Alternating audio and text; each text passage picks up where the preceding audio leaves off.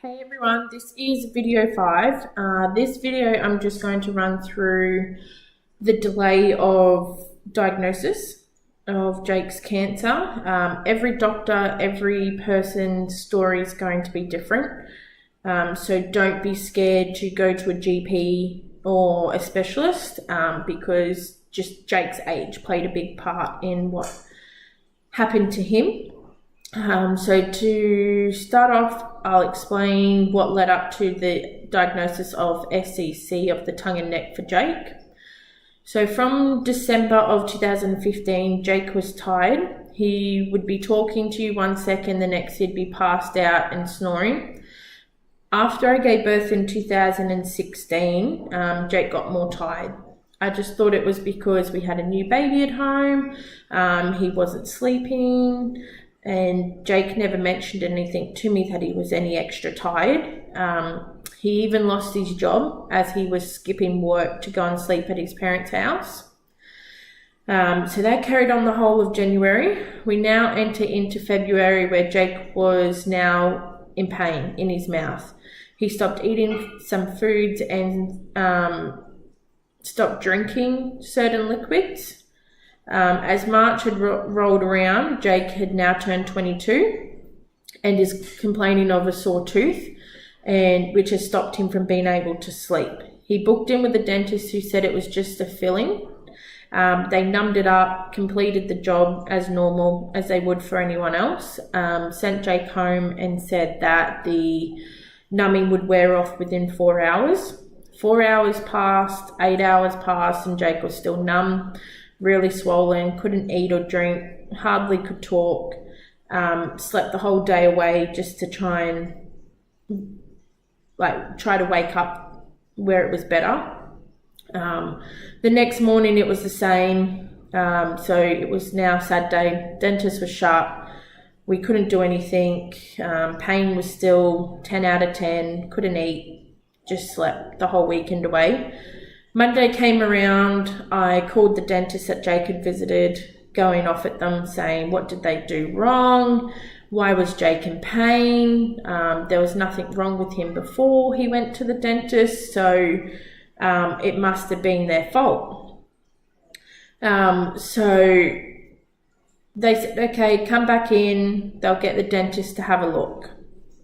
So he went back. And they said to him, it's just an infection, it can happen. Told him to have a course of antibiotics and he'd be fine. A week passed and he was still in the same pain. He goes back. I demand that he gets a new dentist. Just thinking that the dentist that he had seen had done something wrong still. They decided to pull the tooth out.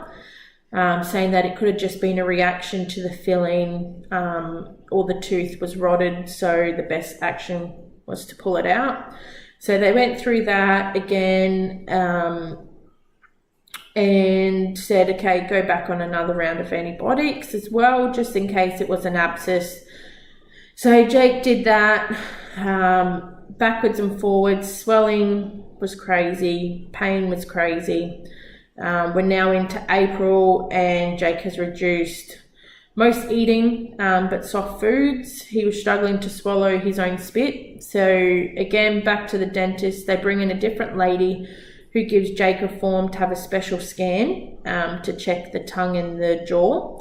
We ring around everywhere. We were willing to travel, so we called scan places and they wanted $500 for this scan.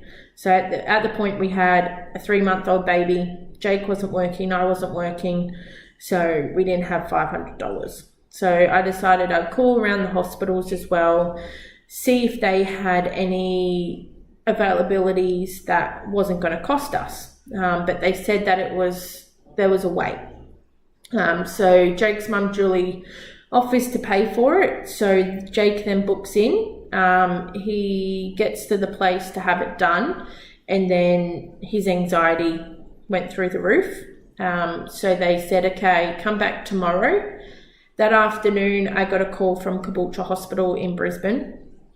and said they've got a spot, but it's in 2.5 weeks. We won't have to pay for it. So I told Jake to give the money back to his mum, and we'll just wait for that. We didn't think anything of it again. So it's the end of April now, Jake of 2016. Jake has got so much worse, so we go into the emergency. They just say that it's oral thrush from the 4 rounds of antibiotics that Jake had already completed, and sent us home with the treatment for the oral thrush. 3 days later, we ended up at a different hospital in a different emergency.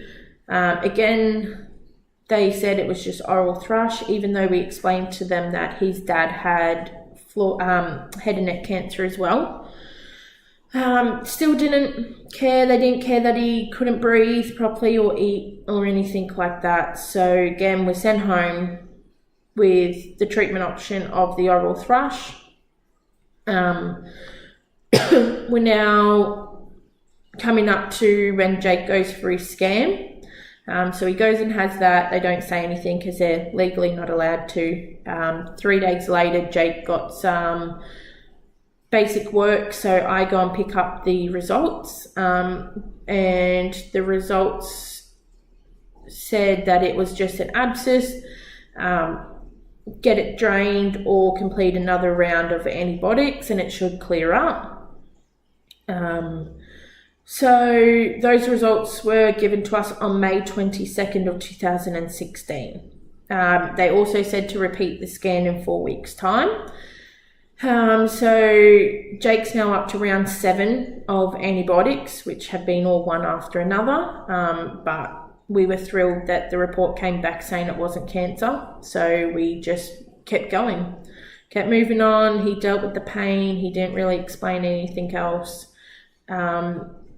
So we're now up to July 22nd, where we end up in the Royal Brisbane and Women's Hospital in the emergency department at 10 p.m. Jake couldn't breathe properly. He couldn't swallow, hadn't had anything to eat for 3 days. The doctors go, there's no specialist on, and they were going to send us away, but they called over their senior doctor, who said that a specialist needed to come ASAP. So he rang the on-call ENT from the PA hospital. He came in, I ran through everything to the doctors. Jake couldn't speak. Explained the scan. He looked at the images as I stood beside him. We looked at each other and he said that Jake would be admitted as soon as possible. And at 10 a.m. tomorrow, they would drain the lump so Jake could breathe properly again. So we went home. Jake was admitted. Jake's mum and I arrived the next morning, but Jake wasn't in the bed where he was meant to be. We were then told that he was over in the other room having a biopsy.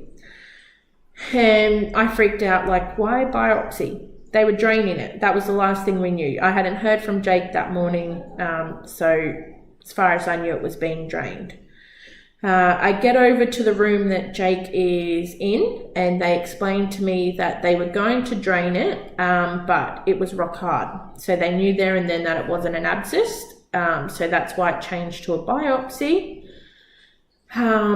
So I was in the room when Jake was having the biopsy. They gave him 3 lots of numbing mouthwash, so you'd gargle it and spit it out, plus 4 needles to try and numb the area. And Jake still screamed in pain. He cried, he couldn't handle it, he wanted to stop, and they explained to him they needed to do this biopsy because they didn't know what it was. The biopsy was done and Jake was released from the hospital 2 hours later. We were told the results would be back in 5 days. The next day we missed a call from the hospital, so they called Julie and advised her that we needed to come in very early the next morning, which was only 2 days after the biopsy was done, which now brings us to Wednesday, July 27th of 2016. We walk into the maxillofacial unit of the Royal Brisbane and Women's Hospital in Brisbane. We sit down in a room. We were just talking. I remember I said to Jake, It's okay, don't stress, it came back too quick, there's no way it's cancer. We sit down and wait for the doctor, and he goes, how are you? We answer, and he goes straight away, it's cancer. I go, you were joking, as he seemed like he was that type of person. And he goes, no, sorry, I'm not. I look at Jake and we both freeze. I knew I had to walk to outside the room because I couldn't break down in front of him. I was his strength to get through this. So I walked outside, took a breath, and I called Julie, Jake's mum, and said, you need to come up. She goes, why? I said, you just need to come up. Like, I'll tell you when you get here. And she goes, Carly, just tell me. I said, it's cancer.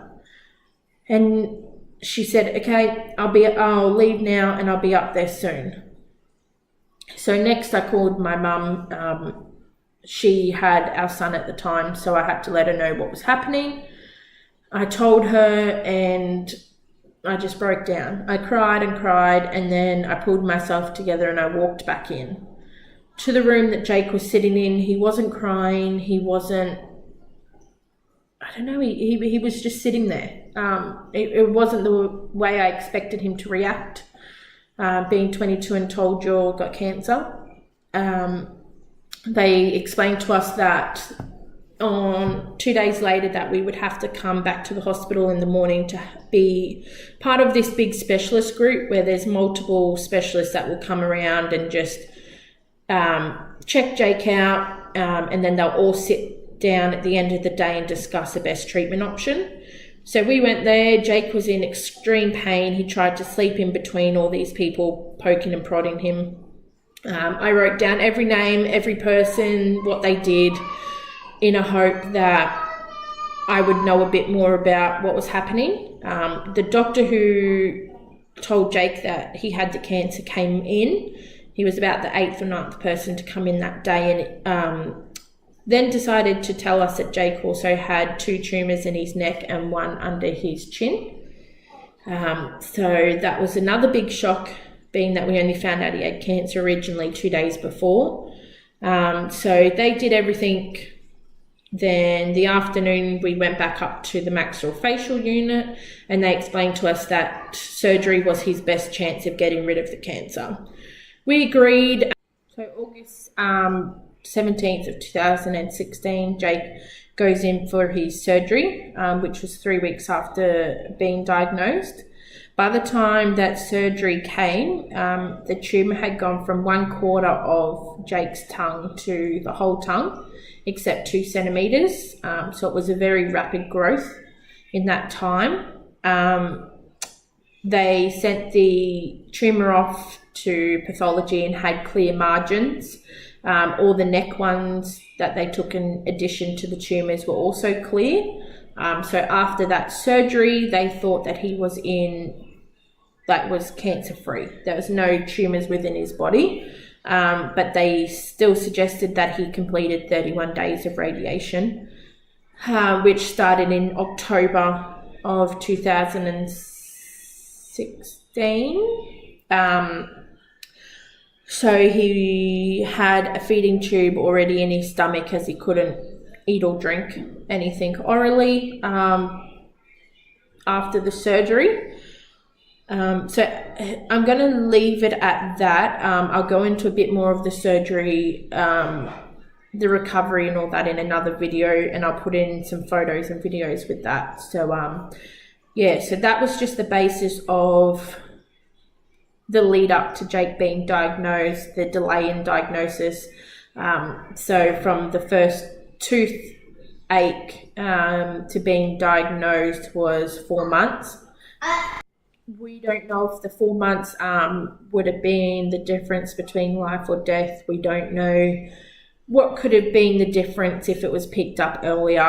All we could go by was the time he was diagnosed to treatment options that doctors suggested, and we followed them. So I'll also give an opinion on what I've learnt now to what I learnt back then, to maybe a different way that we would have chose to go if we had a bit more information about what head and neck cancer was beforehand. So I hope you enjoyed the video, and I look forward to seeing you all for video 6. Thank you.